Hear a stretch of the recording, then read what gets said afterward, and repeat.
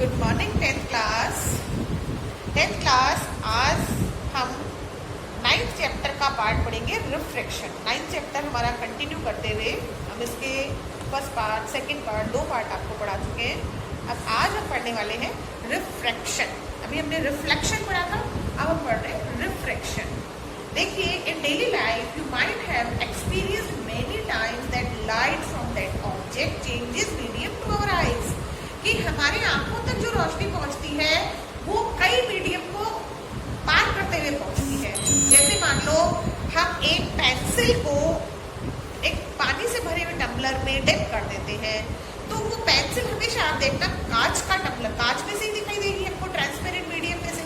तो पानी भरा हुआ है ग्लास में तो, और बाहर एयर है। और मैंने आपको रिफ्लेक्शन में बता चुकी हूँ मैं आपको कि कोई भी मीडियम में हर एक में लाइट की जो स्पीड होती है वो डिफरेंट होती है। डेंस मीडियम में जाते ही लाइट एयर से जैसे ही डेंस मीडियम में एंटर करती है उसकी स्पीड ऑफ लाइट कम हो जाती है और वो अपने नॉर्मल की तरफ बेंड कर जाती है।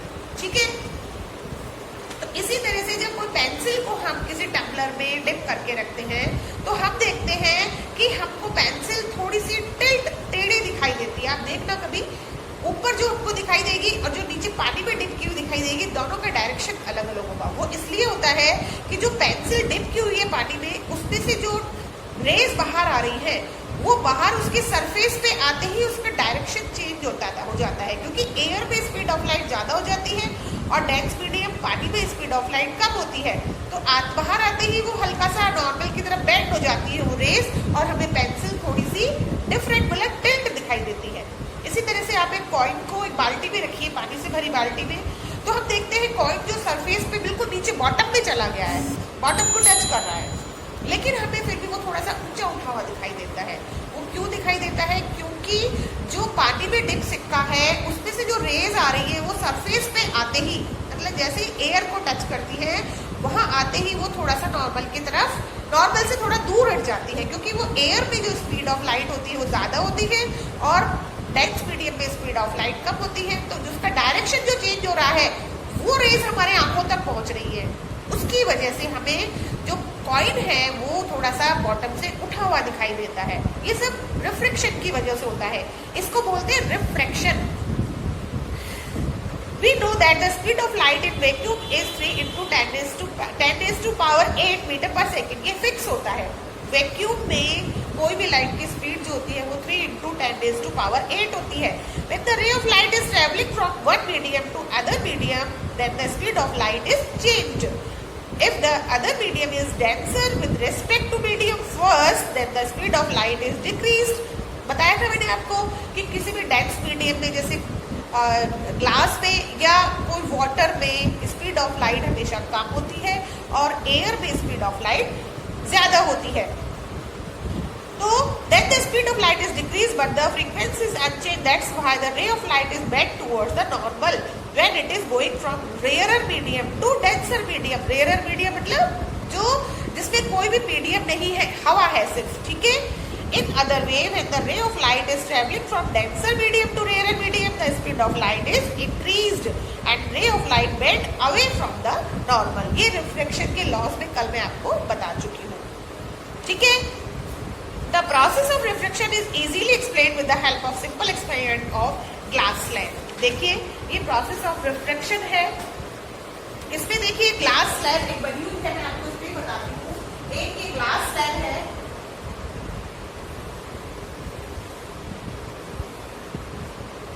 ये इसका नॉर्मल है। इसमें कोई रे ऑफ लाइट अगर इस तरह से आती है तो वो अपने नॉर्मल की तरफ थोड़ी सी बेंड हो जाती है, अपने नॉर्मल की तरफ बेंड हो जाती है। ठीक है, अब जैसे ही वो बाहर निकलती है, ये यहाँ तक इस तरह से आएगी, और जैसे ही वो बाहर निकलती है वो अपने नॉर्मल से थोड़ी सी दूर हट जाती है वापस। तो देखिए, ये वाला और ये वाला तो सेम होगा, लेकिन ये वाला और ये वाला सेम होगा, क्योंकि डेंस मीडियम में ये वाला एंगल छोटा होता है, ये एंगल बड़ा होता है, ये एंगल छोटा होता है, ये एंगल बड़ा होता है। आया समझ में?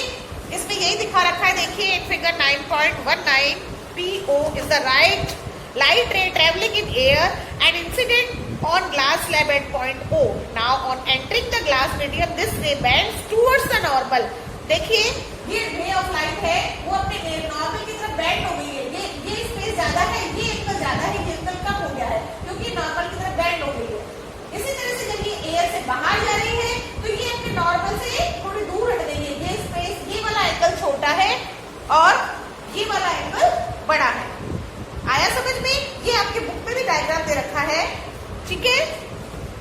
तो इस तरह से PO gets reflected on entering the glass slab and at point O it comes out of the glass slab as shown figure. Since O dash goes from glass to air, it again gets refracted and bends away from the normal M dash and goes in direction O dash S. ये आपकी book में देखिए diagram में जो बोल रही हूँ, book में से समझ में आएगा आपको, ठीक है। Here PO is the incident ray and O dash S is the emerged ray.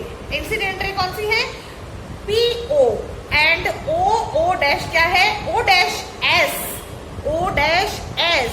PO जो है इंसिडेंट रे और जो बाहर निकल रही है मीडियम से एयर में, ये है O डैश S।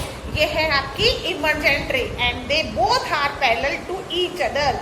ये दोनों एक दूसरे के पैरेलल हैं। आप देख लीजिए ये वाली लाइन, इस लाइन को आगे बढ़ाइए आप और इस लाइन को आगे बढ़ाइए। ये दोनों देखिए एक दूसरे के पैरेलल हैं। आया समझ में? ये दोनों लाइन अगर एक दूसरे के इस तरह से खिंचाए तो ये दोनों एक दूसरे के पैरेलल आएंगे लाइन। आया समझ में? ठीक है। तो इस तरह से here I is the angle of incident, R is the angle of refraction and angle E is the angle of emergence. Angle of incident is equal to angle of emergence because incident ray and emergent ray are parallel to each other. ये दोनों रे जो है एक दूसरे के parallel है, इसलिए ये वाला एंगल और ये वाला एंगल जो दोनों एंगल होंगे वो बराबर होंगे, ठीक है। तो the reflection is occurred according to the same laws. It is clear by the figure 9.19 that the incident ray, the reflected ray and the normal to the interface of two media at the point of incidence all are lies in the same plane in the reflection. यही मैंने reflection बताया था कि incident ray, reflected ray, normal are lies on the same plane, वही इसमें है। तो आप देखिए the ratio of angle of sine of angle of incidence to the sine of angle of reflection is constant in refraction. मतलब angle of I इसको बोलेंगे sin I और angle of reflection of R sin R is constant. ठीक है, sin I upon sin R जो होता है वो constant होता है। ये है अपना this is second law of refraction. First law तो क्या हुआ कि angle of reflection normal and angle of emergent ray ये सब lie on the same plane, एक ही प्लेन पर होते हैं। फर्स्ट लॉ तो ये हो गया एंड सेकंड लॉ क्या हुआ साइन आई और साइन आर जो होता है वो कांस्टेंट रहता है हमेशा। ये है हमारा सेकंड लॉ, इसको स्नेल्स लॉ भी बोला जाता है। If the light enter from vacuum to any medium then the refractive index of medium, इसको रिफ्रैक्टिव इंडेक्स बोलते हैं। ये जो कांस्टेंट होता है इसको रिफ्रैक्टिव इंडेक्स बोलते हैं। ये जो कांस्टेंट बोला है इसको बोलते हैं रिफ्रैक्टिव इंडेक्स, रिफ्रैक्टिव इंडेक्स। और ये हर एक मीडियम का रिफ्रैक्टिव इंडेक्स डिफरेंट होता है। आया समझ में? हर एक मीडियम का रिफ्रैक्टिव इंडेक्स डिफरेंट होता है। तो इस तरह से if the light enter from vacuum to any medium then the refractive index of medium with respect to air of vacuum is called absolute refractive index. इसको म्यू से show किया जाता है, म्यू इसको म्यू से शो किया जाता है और म्यू इज इक्वल टू, अब अलग अलग speed of light in air, ये तो है speed of light in air, light in air upon the speed of light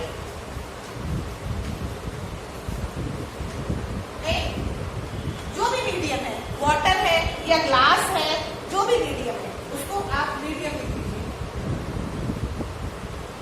medium speed of light in medium, ये होता है refractive index is equal to, इसको ध्यान दे देते हैं इस तरह से म्यू बोलते हैं इसको। Refractive index is equal to speed of light in air and speed of light इन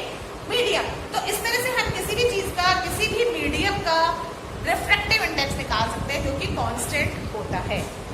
ठीक है, अब देखिए the refractive index of medium depends upon the nature of medium, density and wavelength. The refractive index of violet colour is maximum and the minimum for red colour. जो violet colour होता है उसका refractive index जो होता है maximum होता है और रेड कलर का रिफ्रैक्टिव इंडेक्स मिनिमम होता है। The refractive index material are given in table. ये आप देखिए इसमें सारे दे रखे हैं ये कि वैक्यूम का रिफ्रैक्टिव इंडेक्स 1 होता है और सबसे ज्यादा रिफ्रैक्टिव इंडेक्स होता है डायमंड का 2.42। ये सबके रिफ्रैक्टिव इंडेक्स दिए हुए हैं इसमें। ठीक है, अब रिफ्रैक्शन की एग्जांपल देख रहे हैं हम। रिफ्रैक्शन में देखिए रिफ्रैक्शन की वजह से क्या क्या होता है। The sun is visible to us before actual sunrise and after actual sunset. जब सनराइज होता है, कभी सनराइज आपने देखा हो तो उसमें जब सन अपने को दिखता नहीं है उससे पहले ही हमें, अभी तो सन उगा ही नहीं है, जैसे मान लो किसी समुद्र के किनारे आप जाएंगे या आप पहाड़ों के पीछे से देखेंगे तो सन ऊपर पहाड़ से ऊपर आएगा, उससे पहले ही हमें लगेगा कि सन बाहर आ गया है, रेड पूरा हो जाएगा आसमान। ठीक है, तो ये भी एक रिफ्रैक्शन की वजह से होता है। The sun is visible to us 2 minutes before the actual sunrise. Actual sunrise होता है 2 मिनट पहले हमें सन दिखाई दे जाता है and 2 minute after the actual sunset. और जब सनसेट पूरा हो जाता है उसके बाद भी हमें लगता है कि सन हमें दिखाई दे रहा है। ये भी मैंने रिफ्रैक्शन में बताया ना आपको, रिफ्रैक्शन की वजह से होता है ये because of the bending of light due to atmospheric refraction. जो हमारे तक आंखों तक जो हमारे एटमॉस्फेयर से लाइट आ रही है वो अपने डिफरेंट डायरेक्शन से आ रही है। तो इस तरह से the light from the sun gets reflected by the atmospheric layers and reaches us. Different layer से हमारे आंखों तक आ रही है। This makes us think that the light is coming straight from the sunlight. और हमें ऐसा लगता है कि जो हमें सीधी सन से आ रही है लाइट हमारे पास, जबकि आती है वो डिफरेंट लेयर्स, जो एयर होती है उसके डिफरेंट लेयर से हमारे आंखों तक रोशनी पहुंचती है। इस वजह से हमें कुछ मिनट पहले और सनसेट के कुछ मिनट बाद तक भी हमें सन दिखाई देता है। Total internal reflection when the ray of light is traveling from, ये सिर्फ ये 2 बार गलत लिख दिया है, traveling from denser medium to rarer medium, then the ray of light bends away from the normal। ये बता ही दिया था मैंने अभी आपको। After the refraction, if increase the angle of incidence I, then the angle of refraction also increases, which special angle of incidence at which the angle of refraction is 90 degree। ये देखिए इसमें टोटल इंटरनल रिफ्लेक्शन ए में दिखाया है कि ऊपर से जब एयर से आ रही है रेरर मीडियम से डेंसर मीडियम में जब लाइट आ रही है तो वो अपने नॉर्मल की तरफ बेंड हो गई है। अगर 90 डिग्री से आ रही है तो इसमें देखिए दिखा रखा है, इसको क्रिटिकल एंगल बोला जाता है जब 90 डिग्री से आ रही है। तो now if we increase the angle of incidence I, then the ray light comes back into the same denser medium. और जब इससे भी 90 डिग्री से भी कम एंगल पे आएगी तो वो वापस अपने मीडियम में बैक हो जाती है। ठीक है, इसको बोलते हैं टोटल इंटरनल रिफ्लेक्शन, इसको बोलते हैं क्रिटिकल एंगल। क्रिटिकल एंगल का एग्जाम में भी आया था इस बार बोर्ड में।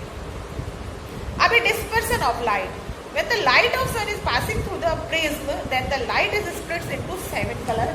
आप देखिए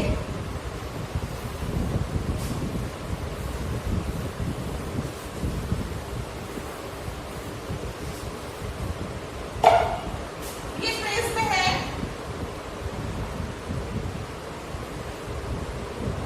इसमें जब कोई व्हाइट लाइट एंटर करती है, ये है हमारी व्हाइट लाइट,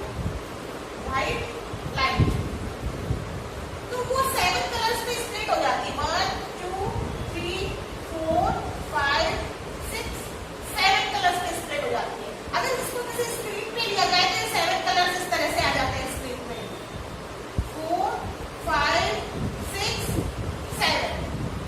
ये डिफरेंट कलर्स में स्प्लिट हो जाती है, इसको बोलते हैं dispersion of light.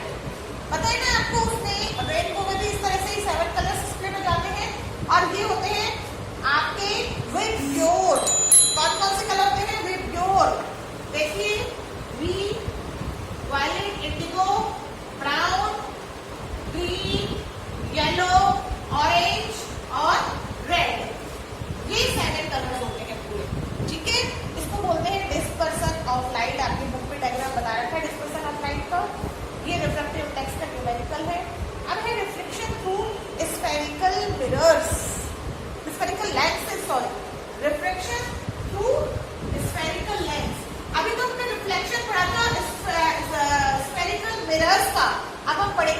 Spherical lenses का। ठीक है, स्फेरिकल लेंस दो तरह के होते हैं, convex lens and concave lens. जिस तरह से concave mirror and convex mirror था, इसी तरह से लेंस भी दो तरह के होते हैं। अब इसमें देखिए कॉन्वेक्स और कॉन्केव में डबल कॉन्वेक्स लेंस भी हो सकता है, प्लानो कॉन्वेक्स भी हो सकता है, कॉन्केव कॉन्वेक्स। ये इसमें दिखा रखा है, देखिए डायग्राम में double convex, plano convex lens, concave convex lens. ये है हमारा, ये लेंसेज के टाइप्स दिखा दिए। रेडियस ऑफ कर्वेचर, लेंस की जो बीच की जो दूरी है, ये ऊपर वाला जो कॉन्वेक्स लेंस है ये कॉन्केव लेंस है, देखिए, है ना।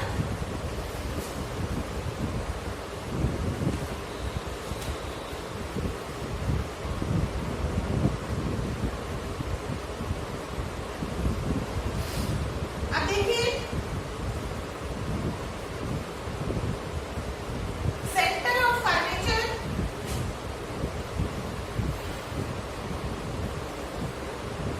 ये दो लेंस को मिलाकर जो ये लेंस बना है, ये लेंस है बीच वाला। इसको इस तरह से भी लिख सकते हैं, देखिए ये लेंस है। और ये बना कैसे है कि दो लेंस को डबल कॉन्केव लेंस है ये। ठीक है, तो ये हो जाएगा हमारा सॉरी कॉन्वेक्स लेंस, ये डबल कॉन्वेक्स लेंस है। इस तरह का लेंस मिलता है हमें। और सेंटर ऑफ कर्वेचर जो कहलाता है वो ये होता है इसका सेंटर ऑफ कर्वेचर। ठीक है, ये इसकी रेडियस होती है, यहाँ से यहाँ तक की, यहाँ से यहाँ तक की, ये इसकी रेडियस होती है r। ये C1 C2, ये C1 C2, इसी तरह से इसमें होता है। ये इसको बढ़ा दिया जाए और इसको ये बढ़ा दिया जाए, इस तरह से ये, इस तरह से ये बीच की। और ये तो होता है कॉन्वेक्स और ये होता है हमारा कॉन्केव। ये लेंसेज होते हैं, इनको बोलते हैं लेंस। इसमें दो लेंस, जैसे दो मिरर्स को आपस में मिला दिया गया हो, इस तरह से लेंस बनते हैं। ठीक है, तो radius of curvature principal axis बीच में होता है, बुक में आपके देखिए दिया हुआ है सारा। प्रिंसिपल एक्सिस, ऑप्टिकल सेंटर दिया हुआ है, प्रिंसिपल फोकस दिया हुआ है और फोकल लेंथ दी हुई है, फोकल प्लेन दिया हुआ है। अब है rules of refraction in spherical lenses. सबसे पहले पढ़ेंगे हम formation of image by lens, image formation by a convex lens. सबसे पहले पढ़ रहे हैं हम। इसमें देखिए ये जो टेबल दी हुई है ना, ये सारे इसमें पूरा 6 आपकी स्टेजेस बता रखी है कि कहाँ कहाँ ऑब्जेक्ट को रखा जाए तो कहाँ कहाँ आपका वो बनेगा, इमेज बनेगी। तो देखिए कैसे है ये, मैं आपको एक दो एग्जाम्पल बता देती हूँ, बाकी आपके सारे बुक में बने हुए हैं, आप उसमें से इजीली देख सकते हैं। जैसे ये कॉन्वेक्स लेंस है, ये कॉन्वेक्स लेंस है,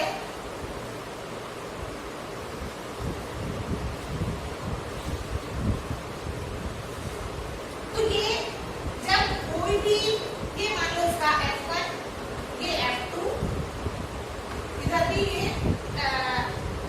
F2, सॉरी F1 ये 2F1, ये F1 2F1 F2 2F2। ठीक है ना, लेंस है ना, इसके दोनों तरफ होगा ना। अब जैसे मान लो कोई रेज आ रही है, किसी भी इंफिनिटी से कोई रेज अगर आ रही है, इंफिनिटी से अगर कोई रेज आती है तो वो कहाँ इसका वो बनेगा, F2 पे बनेगा। तो F2 से निकलेगी, ये सारी रेजेस जो है वो F2 से निकलेगी इस तरह से। तो यहाँ इसका इमेज बनेगी। ऑब्जेक्ट अगर मान लो उस पे रखा हुआ है, इंफिनिटी पे रखा है, तो इमेज जो बनेगी वो F2 पे बनेगी, 2F2 पे बनेगी। ये फिक्स होता है ये। ठीक है, इसी तरह से सेकंड में देखा है, object is between infinity and 2F1। अगर बिटवीन इंफिनिटी और 2F1 पे रखी हुई है, इंफिनिटी का मतलब कहीं से भी आ रही है हमको पता नहीं है, और ये 2F1 पे अगर मान लो कोई ऑब्जेक्ट रखा हुआ है बेबी, तो ये अपनी इमेज जो बनेगी वो F2 और C2 के बीच में बन रही है। और कैसी बन रही है, ये आपको बुक में देखिए जो टेबल है इसमें बता रखा है कि अगर बियॉन्ड 2F1 है तो बिटवीन F2 और 2F2 के बीच में बनेगी। और real and inverted, but real का मतलब जो हमें दिख रही है, और वर्चुअल का मतलब हमें दिखती नहीं है पर हमें लगता है ये इमेज है। वर्चुअल का मतलब ये होता है, ठीक है ना, हमें ऐसा महसूस होता है कि इमेज है लेकिन एक्चुअल में नहीं होती है। तो ये, और डिमिनिश का मतलब बहुत डिमिनिश दिखाई देगी, बहुत छोटी हल्की दिखाई देगी। ऐसे एट 2F1 पे अगर रखी हुई है तो ये सारी 1 2 3 4 5 6 इमेजेस आपके डायग्राम बने हुए हैं, और ये 6 ही पूरा टेबल में बता रखा है। आप अपनी कॉपी में बना के ट्राई करना, प्रैक्टिस करना, तभी आपको समझ में आएगा ये, अदरवाइज समझ में नहीं आएगा आपको। आया समझ में? ठीक ठीक है। अब है formation of image by concave lens when object is at infinity. ये सारे के सारे दे रखे हैं, ये पूरे इसमें भी दे रखे हैं image formation by concave lens. इसमें लेकिन सिर्फ 3 ही इमेज दे रखी है, 3 ही फॉर्मेशन दे रखे हैं इमेज के। ये आपकी टेबल भी दे रखी है, इसमें दो ही दे रखे हैं और दोनों आपके टेबल में दे रखे हैं कहाँ कहाँ आपकी इमेज बनेगी। ठीक है, तो ये इमेज फॉर्मेशन हो गया। इसका जैसे आपने उसमें मिरर फॉर्मूला था, ऐसे ही लेंस फॉर्मूला ये है 1/f = 1/v - 1/u। ये लेंस फॉर्मूला था। मिरर फॉर्मूला में ये प्लस था, इसमें ये माइनस है। मैग्निफिकेशन में बिल्कुल वही था जो उसमें था, n = h' या v/u। ये अपने इसका मैग्निफिकेशन है फॉर्मूला। तो इसके लाइट को दिए हुए हैं सारे।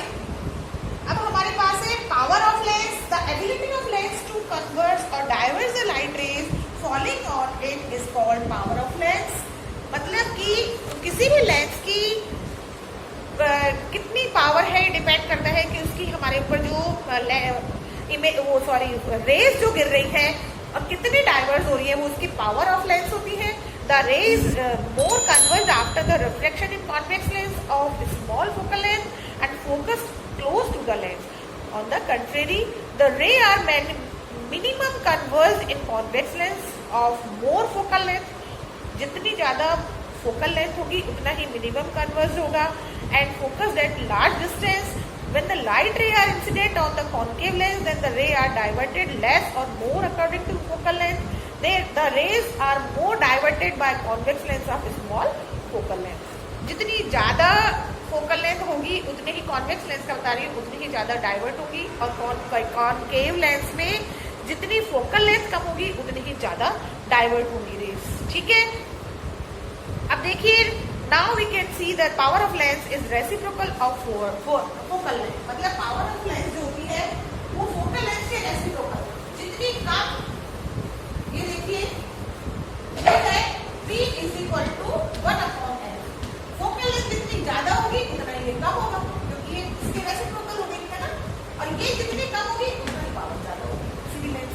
ठीक है, जितना ज्यादा फोकल लेंथ उतना ही डाइवर्जन कम, जितनी कम फोकल लेंथ उतना ही डाइवर्जन ज्यादा। ठीक है, तो अब ये पावर ऑफ लेंस को हम, इसकी जो यूनिट होती है वो होती है d, मतलब डायोप्टर। ये होती है इसकी यूनिट, जिसको डायोप्टर बोला जाता है।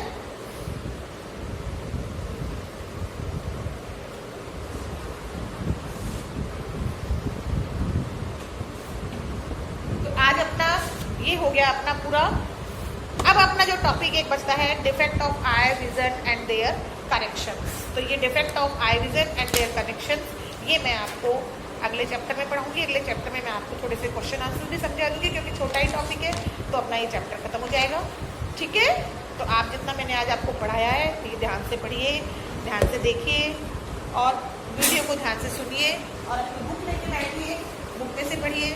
ठीक है, ओके, बाय बाय।